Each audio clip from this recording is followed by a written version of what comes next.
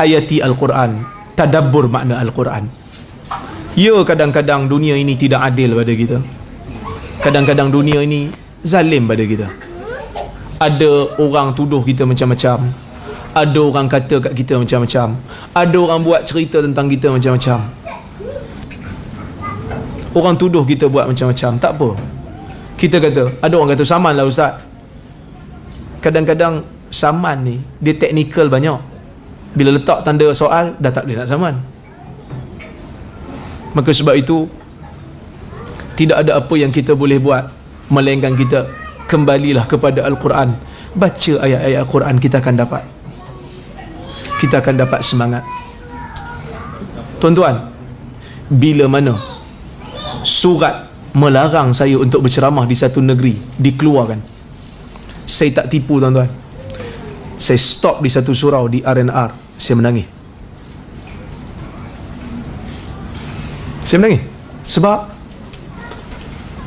Sebab saya tak diberi ruang untuk membela diri dan memberikan penerangan.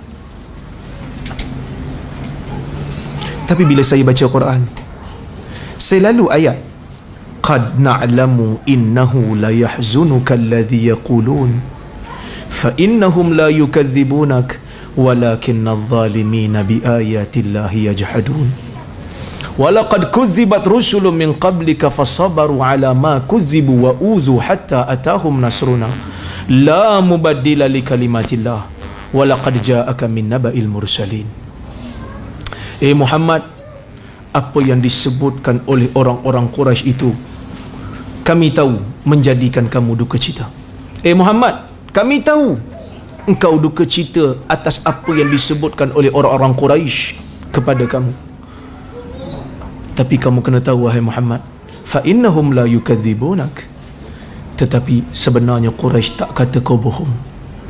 Walakinna adh-dhalimin, tetapi orang-orang zalim itu memang kerah jiwanya, kerah kepalanya dengan ayat-ayat Tuhannya.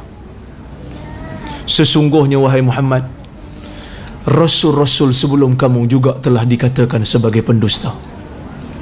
Mereka sabar atas setiap pendustaan yang dilakukan oleh kaum mereka.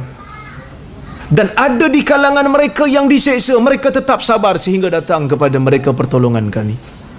Walaqad ja'aka min naba'il mursalin, sesungguhnya telah datang kepada kamu berita-berita nabi-nabi yang terdahulu. Maka bila kita baca ayat ni, kita kata Allah, buat malu yang menangis. Kalau setakat Rasul kena seksa, kita baru dilarang ceramah. Tak apa, kat negeri tu aku tak boleh ceramah, dekat YouTube orang tengok aku juga. Maka kita automatik akan semangat akan naik, motivasi akan naik.